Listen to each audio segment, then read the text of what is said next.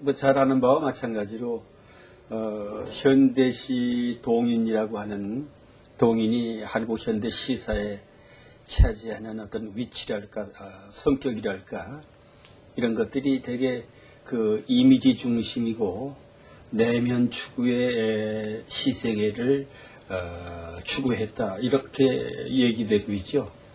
이 60년대 한국시에 커다란 기류가 있다고 한다면은, 현실에 대한 어떤 현실에 대한 시의 책무랄까요?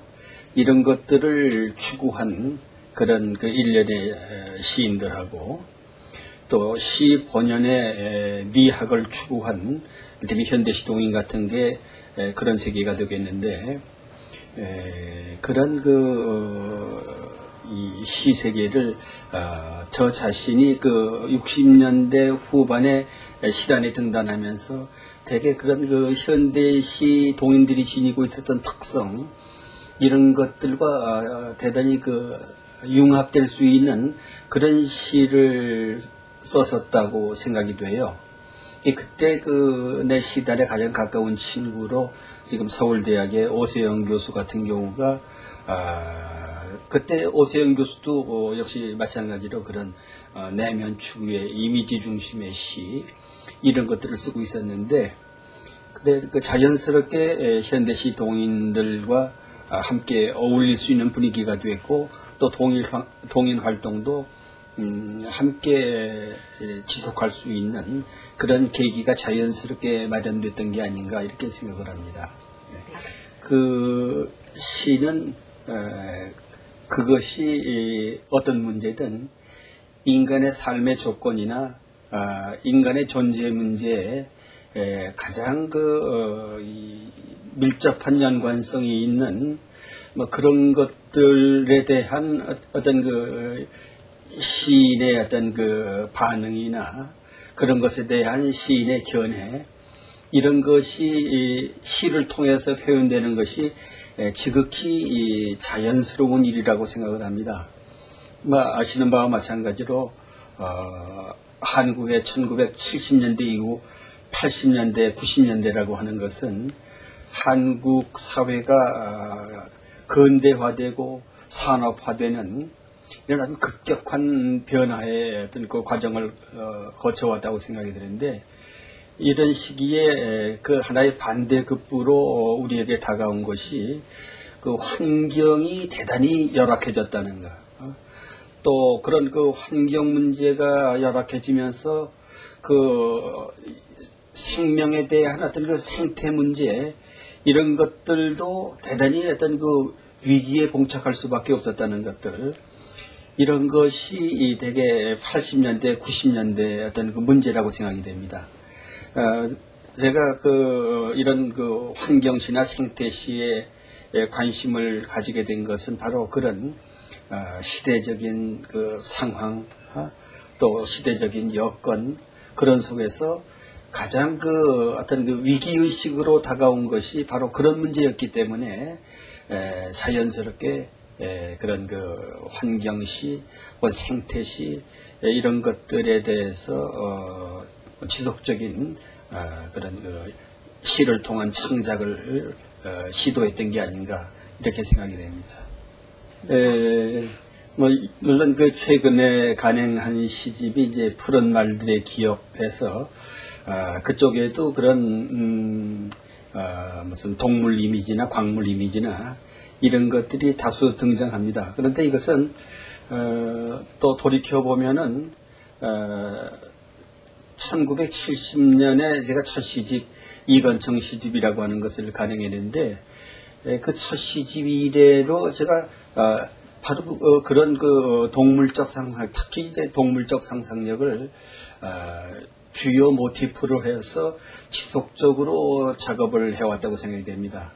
가령 첫 시집에 실려있는 어떤 개의 이미지라든가 혹은 새의 이미지라든가, 그 이후 황인종의 개라든가 이런 일련의 작품들이 그렇고, 그 뒤에 무슨 콧불소를 찾아서 하이에나, 기타, 이런 그 시편들이 거의가 다, 동물 상상력의 어떤 이 상징물들인데, 그런 것을 통해서, 시적사를 표출해 보이는 하나의 그 대상물로 선택된 것들이 바로 그런, 이 동물들인데, 그런데 잘 보면은, 그동안 제가 노래한 그런 그 동물들이라고 하는 것이 대개가 어떤 그 존재의 어떤 그 위기 상태에 처해 있거나 아니면 그 소멸의 위기에 처해 있거나 그래서 하여튼 그 위기에 처해 있고 또 소멸의 어떤 그 상황에 처해 있는 그런 동물들이라고 하는 것을 발견할 수 있습니다. 이번에 푸른 말들에 관한 기억이라고 하는 시집, 이 시집 속에는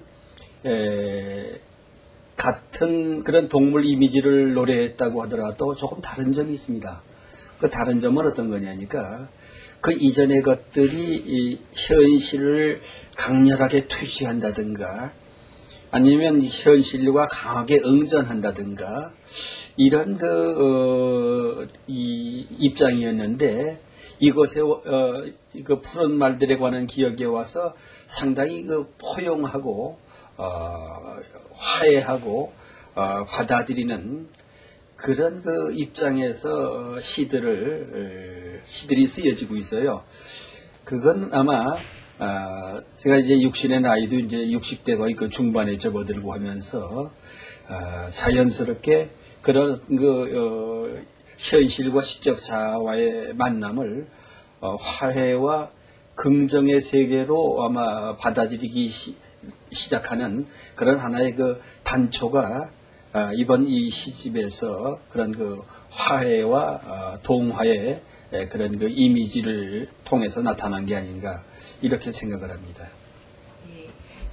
그러니까 현재형 시제가 가지고 있는 그런 어떤 이 현실과의 관계라고 하는 것은 대단히 긴장되고 그리고 뭔가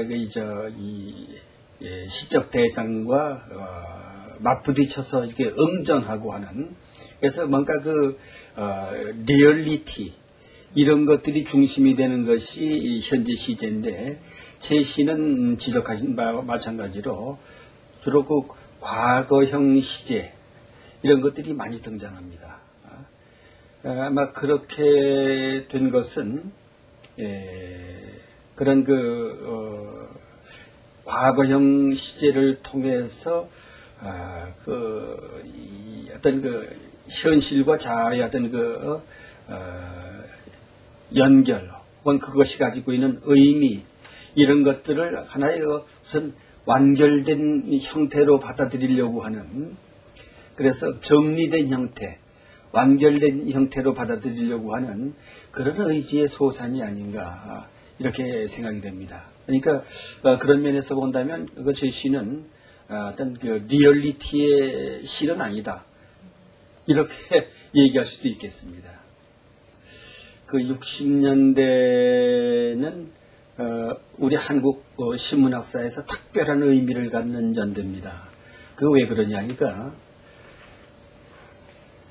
대개 1960년대에 시단에 등단하기 시작한 시인들은 그야말로 온전한 한글 세대입니다.